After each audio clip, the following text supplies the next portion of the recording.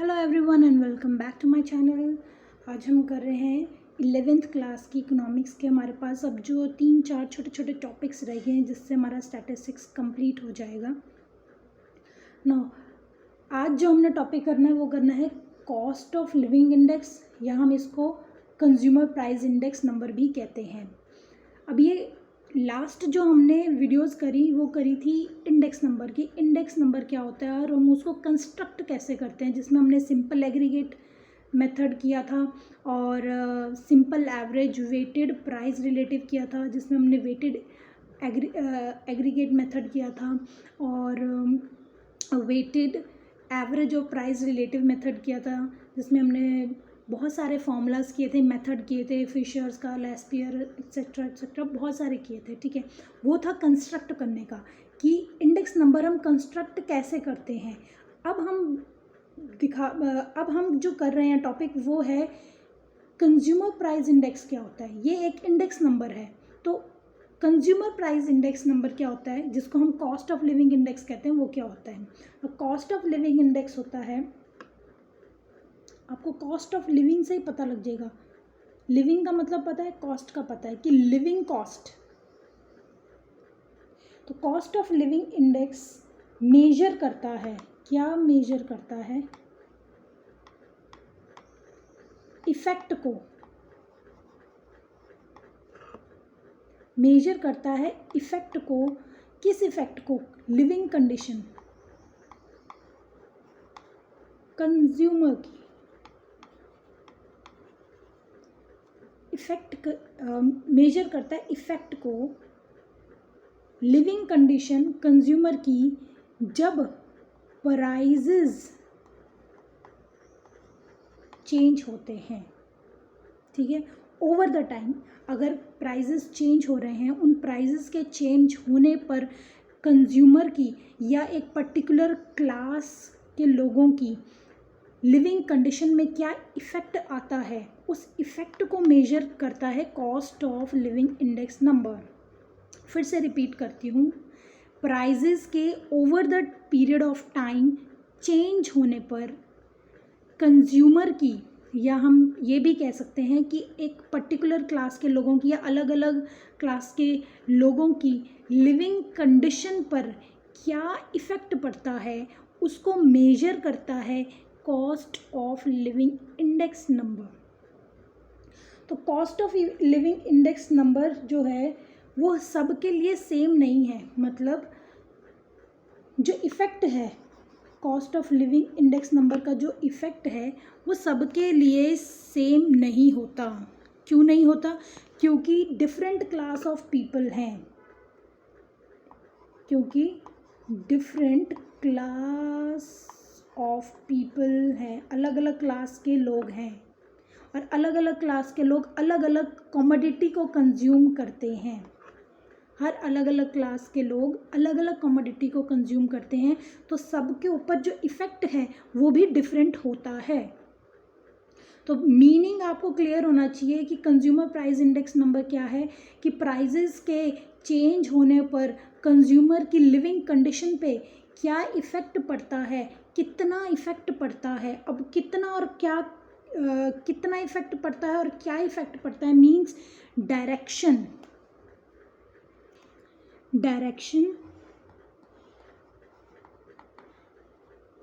And magnitude. कितना change हुआ, magnitude means size, कितना चेंज हुआ है, डायरेक्शन मीन्स किस डायरेक्शन में चेंज है, किस तरफ ज़्यादा चेंज हुआ है, कहाँ ज़्यादा इफेक्ट पड़ा है। तो डायरेक्शन और मैग्नीट्यूड ये दोनों शो करता है cost of living index. Cost of living index जब हम मेजर करते हैं तो वो डायरेक्शन और मैग्नीट्यूड भी बताता है कि कितना इफेक्ट पड़ा है प्राइजेस के चेंज होने पर एक पर्टिकुलर ग्रुप ऑफ पीपल के ऊपर, एक पर्टिकुलर टाइम पर, या एक पर्टिकुलर प्लेस की बात करें वो। Now uses of consumer price index मैंने शॉर्ट फॉर्म लिखा है, या हम कह सकते हैं कॉस्ट ऑफ लिविंग इंडेक्स की यूजेस क्या है, क्यों इसकी ज़रूरत पड़ती है, कहाँ डिफरेंट यूजेस हैं। मीन्स कंज्यूमर प्राइस इंडेक्स जो है उसका कहाँ यूज़ होता है, CPI का कौन कौन सी जगह यूज़ होता है एग्जामिन करने के लिए इफ़ेक्ट को? किस चीज़ का effect? Change in retail price. अगर रिटेल प्राइसेस चेंज हो रहे हैं, रिटेल प्राइस के चेंज का इफेक्ट देखने के लिए, एग्जामिन करने के लिए, effect of change in retail price on cost of living of particular class of people, कि एक पर्टिकुलर क्लास के लोगों को या एक पर्टिकुलर ग्रुप ऑफ लोगों को के ऊपर रिटेल प्राइस के चेंज होने पर उनकी कॉस्ट ऑफ लिविंग पे कितना इफेक्ट पड़ रहा है, इसलिए हम CPI फाइंड आउट करते हैं। दूसरा यूज़ है पॉलिसी को बनाने का। अब जो गवर्नमेंट है ना, वो क्या करती है, कॉस्ट ऑफ लिविंग इंडेक्स और CPI का यूज़ गवर्नमेंट में इसलिए होता है ताकि वो ये देख सके कि प्राइस अब कंट्रोल करना है या नहीं। वो यही तो देखो, इफ़ेक्ट लिविंग, लोगों की लिविंग कंडीशन पे प्राइसेस का इफ़ेक्ट पड़ रहा है। तो अगर प्राइसेस बहुत ज़्यादा बढ़ रहे हैं जिससे लोगों की लाइफ में बहुत मेजर इफ़ेक्ट पड़ रहा है तो प्राइस कंट्रोल करना पड़ेगा, ठीक है। या फिर ये हो सकता है कि वेजेस, मिनिमम वेजेस, कि कम से कम कंज्यूमर को कितनी वेज देनी चाहिए ताकि उसकी लिविंग जो कंडीशन है उस पर इस हिसाब का इफ़ेक्ट पड़े या इस हिसाब का इफ़ेक्ट ना पड़ सके, ये देखना, ठीक है। तो पॉलिसीज़ बनाती है government with the help of cost of living index number. और एक और है इसमें जो यूज़ है वो है फिक्स करना dearness allowance. No, dearness allowance हम ये कह सकते हैं, ये भी वेजेस से रिलेटेड हम कह सकते हैं। देखो, गवर्नमेंट या कोई भी कंपनी हमें अलाउंसेस देती है, मीन्स बेनिफिट्स देती है। जब हम कहीं जॉब करते हैं तो हमें बेनिफिट्स देती है। सेम वे ये डिसाइड करना एम्प्लॉय के लिए कि उसको कितना अलाउंस देना है, उसको कितना अलाउंस देना है या देना चाहिए, तो ये हमें cost of living index find out करके पता लगता है। जब मेजर करते हैं कॉस्ट ऑफ लिविंग इंडेक्स तो उससे पता लगता है कि हमको अलाउंसेस एम्प्लॉय को कितने देने हैं। Now next is construction of CPI और कॉस्ट ऑफ लिविंग इंडेक्स। अब कॉस्ट ऑफ लिविंग इंडेक्स हमने बताया कि हमको मेजर करना है इफ़ेक्ट, किस लिए, लोगों की लिविंग कंडीशन को चेक करने के लिए, अलग अलग क्लास के लोगों की, कोई हाई क्लास होता है, कोई लोअर क्लास, कोई मिडिल क्लास होता है, तो इन सब की लिविंग कंडीशन को मेजर किया, इन लिविंग कंडीशन पे क्या इफ़ेक्ट करता है, इफ़ेक्ट को मेजर करने के लिए हम CPI यूज़ करते हैं। अब इसकी कंस्ट्रक्शन कैसे है, हम कैसे कॉस्ट ऑफ लिविंग इंडेक्स को बनाते हैं, क्या करते हैं, क्या प्रोसीजर है, तो उसके लिए सबसे पहले class of people,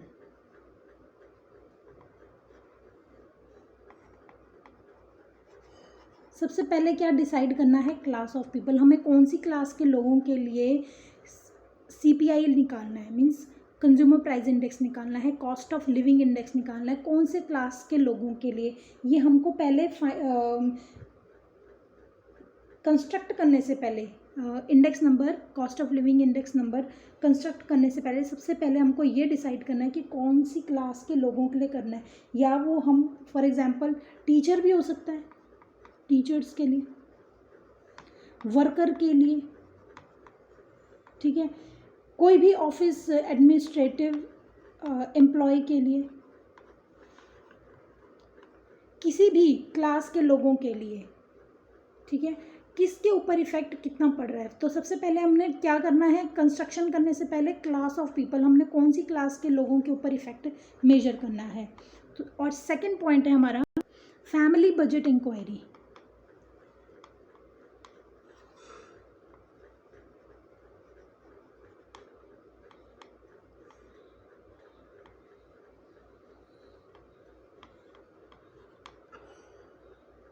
no, family budget inquiry में हम क्या देखते हैं कि फैमिली का साइज़ कितना है,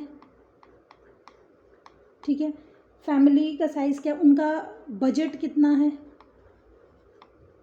वो कौन कौन सी आइटम्स में खर्चा करते हैं, कितना करते हैं, कितनी क्वांटिटी में एक्सपेंडिचर करते हैं, ये सारा हम लोग रैंडम जो सैम्पलिंग हमने किया था जब हमने इकोनॉमिक्स की थी या स्टैटिस्टिक्स की थी, सॉरी स्टैटिस्टिक्स में हमने इनिशियली जो चैप्टर्स किए थे उसमें सैम्पलिंग किया था, तो इसमें भी हम जो डाटा लेंगे वो रैंडम सैम्पलिंग से लेंगे।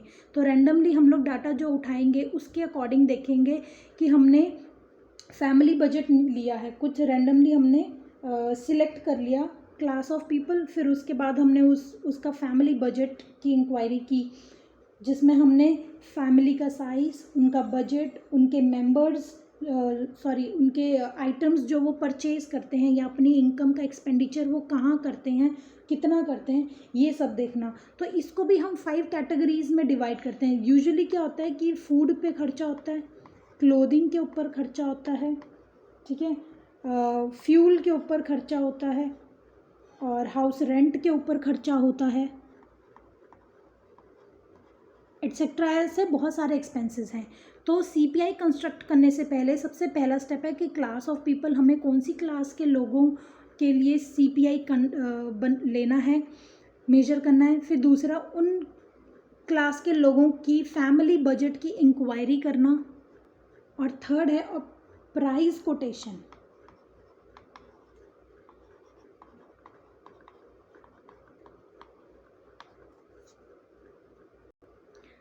प्राइस कोटेशन को ऑब्टेन करना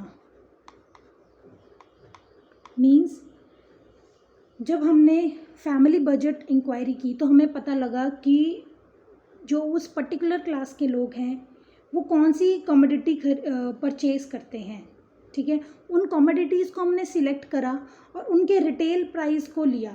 प्राइस यहाँ पर है रिटेल प्राइजेस, रिटेल प्राइजेस को हमने ऑब्टेन करा, लिया। और कहाँ से लिया? वहाँ से जहाँ से ये लोग खरीदते हैं सामान, वहाँ से हमने उन कमोडिटी के प्राइजेस को पता किया। नेक्स्ट स्टेप है वेट असाइन करना या वेट डिसाइड करना। अब डिफरेंट कमोडिटीज़ हैं, ठीक है, उन सब कमोडिटीज़ को, क्योंकि देखो अलग अलग कमोडिटीज़ को कंज्यूमर कंज्यूम करता है, सिर्फ एक ही चीज़ कंज्यूमर नहीं कंज्यूम करता, ठीक है। तो कंस्ट्रक्शन करने के लिए हमारा जो लास्ट स्टेप है ना वो है वेट डिसाइड करना। जो हमने कमोडिटीज़ सिलेक्ट करी थी उनके रिटेल प्राइस जानने के बाद उनके वेट डिसाइड करना। वेट डिसाइड हम करते हैं on the basis of quantity purchased, कि इम्पोर्टेंस किसको ज़्यादा, कौन सी कमोडिटी को कितनी वेटेज दी जा रही है, और उसी के अकॉर्डिंग वेट्स को असाइन किया जाता है। तो वेट असाइन किए जाते हैं दो तरीके से। तो एक जो तरीका है वेट लेने का, एक तो वो है कि कंज्यूमर कितनी क्वांटिटी में ले रहा है, या दूसरा है उसका एक्सपेंडिचर कितना है उसके ऊपर,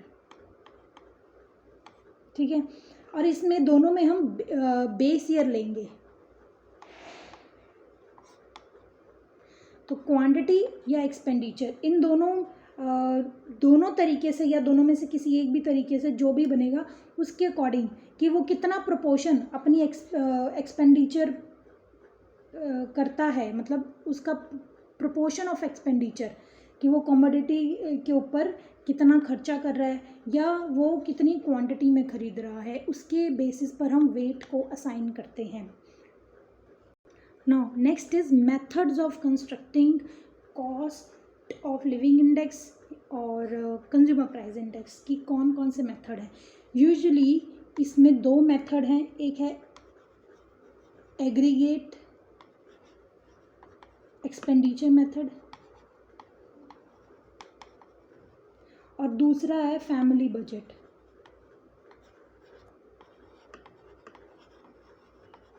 ये दो मेथड हैं जिससे हम कंस्ट्रक्ट करते हैं, बनाते हैं कॉस्ट ऑफ लिविंग इंडेक्स। तो इन दो मेथड से हम लोग मेजर करते हैं कॉस्ट ऑफ लिविंग इंडेक्स। ये दो मेथड हैं।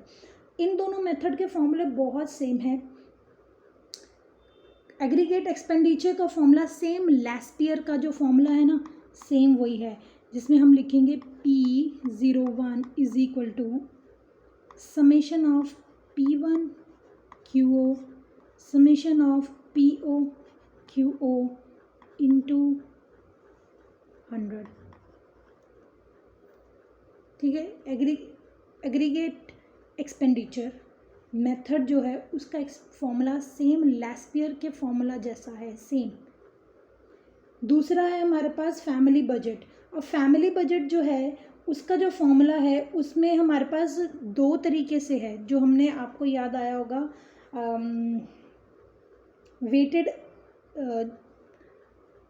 वेटेड सिंपल वेटेड किया था हमने, सॉरी रिलेटिव वाला वेटेड किया था, weighted average of price relative method, जिसमें हमने वेट असाइन किए थे, जिसको हमने लिखा था P01 समेशन PW अपॉन समेशन W। कुछ याद आया? ये था ना हमारा weighted average of price relative method, जिसमें हमने, ये था हमारा अर्थमेटिक मीन का। इसी में ज्योमेट्रिक मीन भी था, जिसमें हमने लॉग और एंटी लॉग लगाया था। तो ये दो फॉर्मूला है, फैमिली बजट का ये वाला फॉर्मूला है और एग्रीगेट एक्सपेंडिचर का ये फॉर्मूला है। कॉस्ट ऑफ लिविंग इंडेक्स का एक एग्जाम्पल करते हैं, ठीक है। एग्जाम्पल से सॉल्व करते हैं, दोनों फॉर्मूलाज को एक ही एग्जाम्पल से करते हैं। नाउ ये एक टेबल है जिसमें हमने लास्ट अभी जो मैंने आपको बताया था कि कंस्ट्रक्ट कैसे करते हैं कॉस्ट ऑफ लिविंग इंडेक्स को। तो हमने बताया था कि पहले हम क्लास ऑफ पीपल सिलेक्ट करते हैं, उसके बाद हम फैमिली बजट करते हैं, फिर रिटेल प्राइस को ऑब्टेन करते हैं, देन हम वेट असाइन करते हैं। तो हमने जो कमोडिटी सिलेक्ट करी थी ना बजट में, फैमिली बजट में जो हमने कमोडिटीज़ सिलेक्ट करी थी वो इसमें लिख दी है, wheat, rice, sugar, ghee, cloth, fuel and last is rent. तो ये सब के जो यूनिट हैं वो सारे डिफरेंट हैं, मींस वीट जो है वो क्विंटल में, राइस केजी में, शुगर केजी में, घी केजी में, क्लॉथ मीटर में, फ्यूल लीटर में, रेंट जैसे एक हाउस का रेंट, ठीक है।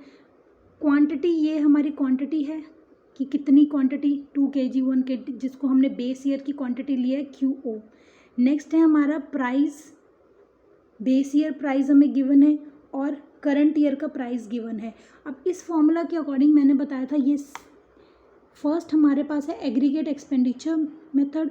एग्रीगेट एक्सपेंडिचर का मेथड का जो फॉर्मूला है वो सेम है एज लैस्पियर का फॉर्मूला। वो क्या था, P1QO summation of P not Q note into 100।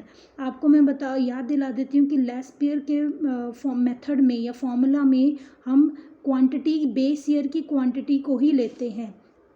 Now as per formula P1QO, P1Q not and P not Q not लेंगे, इन्हें मल्टीप्लाई करेंगे, इन दोनों को मल्टीप्लाई करेंगे, फिर इन दोनों को मल्टीप्लाई करेंगे। तो पहले हम करते हैं P1Q note, P1Q note 125 into 2 150, then 240। तो ये है वैल्यू जो है हमारी P नोट Q नोट की, पहले मैंने फाइंड आउट करी है। आई थिंक मैंने उल्टा बोल दिया था, P1Q नोट बोला था। तो P नोट Q नोट की वैल्यू मैंने फाइंड करी, जिसमें 75 को 2 से मल्टीप्लाई किया, 12 को 20 से, 12 को 10 से, 10 into 5, 25 into 4.5, 40 into 100 and this 25 into 1। तो ये आ गया हमारा P नोट Q नोट। अब हमने करना है P1 एंड Q नोट। तो 125 इंटू 2 250 होता है, then 16 into 20 320, then 16 into 10 160, then 75 125 480 and 40। इन दोनों का समेशन करेंगे, इस पूरे का समेशन और यहाँ टोटल करेंगे। तो P1Q नोट का टोटल आता है 1450 पी नोट क्यू नोट का टोटल है 1097.5 अब इन वैल्यूज़ को फॉर्मूला में लगा देंगे, very simple. P1 Q note की 1450 divided by P note Q note 1097.5 into 100। इस कंप्लीट को सॉल्व करके हमारे पास आएगा आंसर 132.12। ये था हमारा एग्जाम्पल के साथ एग्रीगेट एक्सपेंडिचर मेथड। नेक्स्ट जो है इसका मेथड वो है फैमिली बजट मेथड। तो फैमिली बजट मेथड से भी इसी एग्जाम्पल को सॉल्व करेंगे। ये है टेबल, सेम वही है जो लास्ट हमने मेथड फॉर्मूला लगाया था, उसमें भी सेम यही टेबल यूज़ किया था, इसमें भी यही किया है। अकॉर्डिंग टू दिस हमको इसमें सबसे पहले प्राइस रिलेटिव फाइंड करना है। हमने क्या फाइंड करना है? सबसे पहले पी फाइंड करने का फॉर्मूला होता है P1 divided by PO into 100। P1 divided by PO into 100 means price relative. हमने पहले भी किया हुआ है, कैसे निकालते हैं? P1 upon PO into 100। P1 125 है, P नोट 75 है, तो डिवाइड करेंगे 125 डिवाइडेड बाय 75 इंटू 100, जिसे सॉल्व करके हमारे पास आएगा 166.6। सेम वे सबको सॉल्व करेंगे 16/12 into 100, 16/12 into 100, 10/15 into 100, 4 divided by 4.5 into 100, 12 divided by 10 into 100, 40 divided by 25 into 100। तो आ गई हमारे पास वैल्यू प्राइस रिलेटिव की। ठीक है, ये 166.6, ये सारी वैल्यूज़ आ गई। अब P को हमको किससे मल्टीप्लाई करना है? P को हमको W से मल्टीप्लाई करना है। तो W हमारा क्या होता है? वेट हमें इस फिगर में वेट हमको डायरेक्टली नहीं दिया, तो हमको वेट खुद फाइंड आउट करना है। तो वेट हमारा फाइंड आउट करने का मैंने बताया था, एक फॉर्मूला होता है P नोट Q नोट। अगर हम PO QO को मल्टीप्लाई करते हैं तो वेट आता है। दैट मीन्स हमको ये सारी टर्म्स को इनसे मल्टीप्लाई करना पड़ेगा। PO QO को मल्टीप्लाई करेंगे P नोट Q नोट, तो हमारे पास P नोट Q नोट की वैल्यू आएगी 150, 240, 120, 50। Now P not Q note that is W, इसको हम W कहेंगे। इसका टोटल हम करेंगे, जिसको हम समेशन W कहेंगे, इसका टोटल हमारे पास आएगा 1097.5। ये हमारा टोटल आया है P not Q note means W। Now अब W आ गया, इस W को हमने P से मल्टीप्लाई करना है। ये हमने प्राइस रिलेटिव निकाला था, P इंटू W, यहाँ लिख दिया मैंने P इंटू W। तो P इंटू W मल्टीप्लाई करेंगे 150 को 166.6 से, 240 को 133.3 से, ऐसे इन वैल्यूज़ को इनसे मल्टीप्लाई किया जाएगा। देखो मल्टीप्लाई करने के बाद जो वैल्यूज़ आ रही है ना, वो बहुत बड़ी बड़ी वैल्यूज़ आ रही हैं, लाइक अराउंड 25,000, 32,000, 16,000, 7,500, 13,000, 48,000 एंड 4,000। इन सब का हमको टोटल करना है।